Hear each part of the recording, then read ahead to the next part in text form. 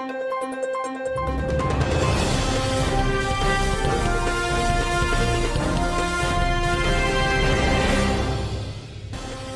देख रहे हैं न्यूज ब्रॉडकास्ट।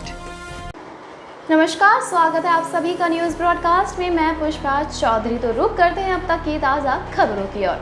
देश भर में कोरोना की तीसरी लहर की शुरुआत की आशंका। एक दिन में 47,000 से ज़्यादा मिले कोरोना केस। जी आपको बता दें कि बीते 24 घंटे में एक बार फिर से कोरोना के नए मामले 47,000 के पार हो गए हैं। तो वहीं इससे पहले बुधवार को भी कोरोना के नए मामले 40,000 से ज़्यादा आए थे। चिंता की बात तो ये है कि अब ठीक होने वालों की संख्या नए मरीजों से कम है और वहीं एक्टिव केस भी लगातार बढ़ रहे हैं। ताज़ा आंकड़ों के मुताबिक एक दिन में देश के अंदर कोरोना के 47,092 नए मामले आए हैं। अभी भी केरल महामारी से सबसे ज़्यादा प्रभावित राज्य है और देश के कुल मामलों में 70% से ज़्यादा केस केरल से ही है। हरीश रावत का चंडीगढ़ में तीसरा दिन। कैबिनेट बदलाव कर बागी मंत्रियों की छुट्टी करना चाहते हैं कैप्टन। जी आपको बता दें कि पंजाब कांग्रेस में मची कलह अब थम नहीं रही है। इसे सुलझाने के लिए पंजाब कांग्रेस इंचार्ज हरीश रावत गुरुवार को भी चंडीगढ़ में ही रहेंगे। रावत नवजोत सिंह सिद्धू व मुख्यमंत्री कैप्टन अमरिंदर सिंह के साथ मुलाकात कर चुके हैं। तो वहीं तीसरे दिन उनका किसी बड़े नेता से मुलाकात का कोई स्केड्यूल नहीं है।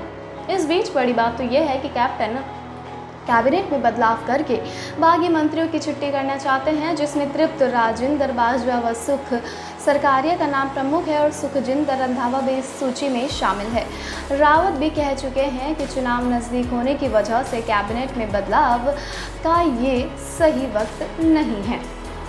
पंजाब में कैप्टन ने की बिजली समझौते रद्द करने की सिफारिश, तो सुखबीर बादल बोले रद्द कर दिए तो संकट पैदा होगा। जी आपको बता दें कि पंजाब के मुख्यमंत्री कैप्टन अमरिंदर सिंह ने कमेटी की सिफारिश पर बिजली समझौते रद्द करने की सिफारिश कर दी है। इस पर सुखबीर सिंह बादल ने कहा कि अगर ये समझौते रद्द होते हैं तो बिजली संकट पैदा हो जाएगा। प्रदेश को 5 साल बाद 7,000 मेगावाट बिजली की ज़रूरत पड़ती है, मगर सरकार ने इस दिशा में कोई काम नहीं किया है। हमने PPA के तहत पावर प्लांट लगवाए थे, जिससे ₹2.80 प्रति यूनिट बिजली खरीदी जा रही है। अगर बिजली नहीं लेनी है तो प्लांट बंद रहता है और उसके यूज़र चार्जेस तो देने थे। हरियाणा में 60 शिक्षकों पर FIR की तैयारी। JBT शिक्षक भर्ती घोटाला मामला अब बहुत ही ज़्यादा बढ़ रहा है। जी आपको बता दें कि JBT शिक्षक भर्ती घोटाले में शिक्षा विभाग ने प्रदेश के 60 शिक्षकों पर कानूनी कार्यवाही करने की तैयारी कर ली है। मौलिक शिक्षा निदेशक की ओर से सभी जिला मौलिक शिक्षा अधिकारियों को जारी पत्र में कानूनी कार्यवाही के आदेश दिए गए हैं। 3 सितंबर को सभी शिक्षा अधिकारियों को अपने अपने जिले के शिक्षकों की रिपोर्ट लेने के लिए पंचकुला बुलाया गया है। तो वहीं शिक्षा विभाग के इस आदेश से प्रदेश के 60 शिक्षकों की सांसें अटकी हुई है। बस्ताड़ा लाठीचार्ज में विवादित SDM करनाल का तबादला, एडिशनल सेक्रेटरी की जिम्मेदारी दी गई। जी आपको बता दें कि हरियाणा के थोड़े ही दिन पहले के लाठीचार्ज मामले में विवादित बयान से चर्चा में आए करनाल के SDM आयुष सिन्हा का तबादला कर दिया गया है।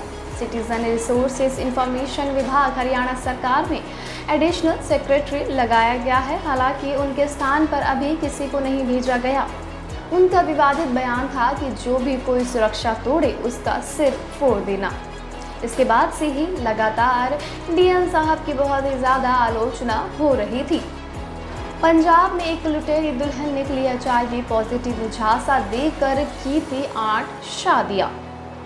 पंजाब के पटियाला में पकड़ी गई एक लुटेरी दुल्हन के बारे में सनसनीखेज खुलासे से हड़कंप मच गया है। झांसा देकर एक के बाद एक 8 शादियां करने वाली ये महिला HIV पॉजिटिव पाई गई है। मूल रूप से हरियाणा के कैथल की रहने वाली इस महिला के शिकार हुए लोगों के अब HIV टेस्ट कराए जाएंगे। इस शातिर महिला ने एक थानेदार पर भी दुष्कर्म करने के आरोप लगाए थे। इस महिला को पिछले दिनों पटियाला के जुल्का थाने की पुलिस द्वारा गिरफ्तार किया गया था। पंजाब के फिरोजपुर में श्रमिकों के बाद अब किसानों व शेलर मालिकों पर पड़ेगी मार। जी हाँ, आपको बता दें कि किसान की जिद के कारण फिरोजपुर के वागांव में अदानी ग्रुप का साइलो प्लांट बंद होने से 400 श्रमिक तो बेरोजगार हो ही चुके हैं, लेकिन अब किसान व शेलर मालिक भी इसके प्रभाव से अछूते नहीं रहेंगे। आगामी सीजन में उन्हें धान बेचने में किसानों को काफ़ी परेशानी का सामना करना पड़ेगा। उनका ढुलाई व बारदाने का खर्च बढ़ जाएगा। इस साइलो प्लांट में चावल का भंडारण किया जाता है। इसकी क्षमता 7000 टन है। तो वहीं साल 2018 में शुरू हुए प्लांट पर 700 करोड़ रुपयों की लागत आई थी। नवा शहर में पंजाब की पहली चलती फिरती कंप्यूटर व वैज्ञानिक लैब की हुई शुरुआत। जी हाँ, आपको बता दें कि पंजाब के नवा शहर के विद्यार्थियों के लिए पंजाब की पहली चलती फिरती कंप्यूटर और वैज्ञानिक प्रयोगशाला का शुभारंभ किया गया है। करीब 48 लाख की लागत वाली इस विलक्षण लैब बस को विधायक नवा शहर अंगद सिंह और डिप्टी कमिश्नर डॉक्टर शैना अग्रवाल ने सरकारी सीनियर सेकेंडरी स्मार्ट स्कूल नवा शहर से झंडी देकर रवाना किया। 2 हिस्सों में बटी एयर कंडीशनड मोबाइल लैब के कंप्यूटर सेक्शन में LED के अलावा वाईफाई प्रिंटर व अन्य सुविधाओं के साथ लेस 12 अति आधुनिक कंप्यूटर है। दिल्ली NCR में मूसलाधार बारिश, विभाग ने जारी किया येलो अलर्ट। जी आपको बता दें कि दिल्ली NCR सहित देश के कई इलाकों में आज भी तेज़ बारिश हो रही है। दिल्ली में जहां सोमवार सुबह से लगातार रुक रुक कर बारिश हो रही है, तो वहीं गाजियाबाद, नोएडा सहित पश्चिमी उत्तर प्रदेश में भारी बारिश की वजह से जनजीवन अस्त व्यस्त हो गया है। बारिश की वजह से तापमान में काफ़ी गिरावट दर्ज की गई है। बारिश की वजह से दिल्ली में कई जगहों पर जल जमाव भी हो गया है।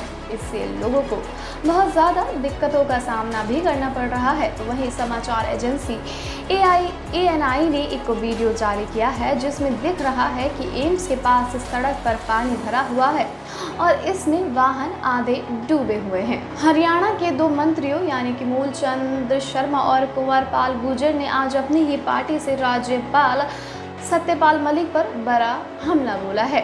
मीडिया से बातचीत में मेघालय के राज्यपाल सत्यपाल मलिक पर कैबिनेट मंत्री मूलचंद शर्मा ने पलटवार करते हुए पूछा कि बदतमीजी करने वालों के लठ नहीं लगेंगे तो क्या लगेंगे।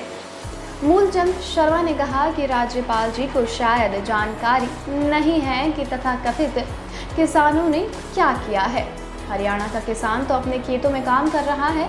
तो वहीं कैबिनेट मंत्री कुंवरपाल गुर्जर ने कहा कि राज्यपाल सत्यपाल मलिक को चुनाव लड़ना है, इसलिए इस तरह के बयान दे रहे हैं। विश्वविद्यालय भी अब चरणबद्ध तरीके से खोलने की तैयारी कर रहा है। इसको लेकर गुरुवार को सभी प्राचार्य और हेड ऑफ डिपार्टमेंट संघ DU प्रशासन की बैठक है। जो आपको बता दें कि DDMA के दिशा निर्देश जारी होने के बाद DU के कॉलेज भी खोलने को लेकर DU के निर्देश का इंतजार कर रहे हैं। बुधवार को DU के कार्यवाहक कुलपति प्रोफेसर जोशी ने दिल्ली आपदा प्रबंधन प्राधिकरण की ओर से जारी किए गए मानक संचालन प्रक्रियाओं का स्वागत करते हुए कहा कि अब धीरे धीरे सावधानी के साथ कॉलेज को फिर से खोलने का अंतिम फैसला इस हफ्ते के अंदर लिया जाएगा। जल्दबाजी में हम कोई भी निर्णय नहीं लेना चाहते हैं। यूपी में साइकिल को रफ्तार दे पाएगी सपा। अखिलेश के महागठबंधन की रणनीति में फंसा बड़ा पेच। जी आपको बता दें कि छोटे दलों से गठबंधन कर उत्तर प्रदेश की चुनावी वैतरणी पार करने का मंसूबा वाले समाजवादी पार्टी के मुखिया अखिलेश यादव के समक्ष सीटों का बंटवारा सबसे बड़ी चुनौती बन गया है। क्षेत्रीय दलों की अधिक से अधिक सीटें हासिल करने की लालसा उनकी रणनीति की सफलता में सबसे बड़ा पेच है। तो वहीं दूसरी तरफ पिछले दिनों आम आदमी पार्टी के यूपी की सभी सीटों पर चुनाव लड़ने की घोषणा ने पार्टी के रणनीतिकारों को इस दिशा में सोचने पर मजबूर कर दिया है। विधानसभा चुनाव की तारीख नज़दीक आने के साथ ही उत्तर प्रदेश में सत्तारूढ़ भाजपा, सपा, बसपा, कांग्रेस सहित दूसरे क्षेत्रीय राजनीतिक दलों की गतिविधियां भी अब तेज हो गई है। दूसरी पत्नी को मुआवजा भत्ता देने पर दहेज प्रताड़ना की सजा माफ। सुप्रीम कोर्ट बोला चरित्र में सुधार करना है उद्देश्य।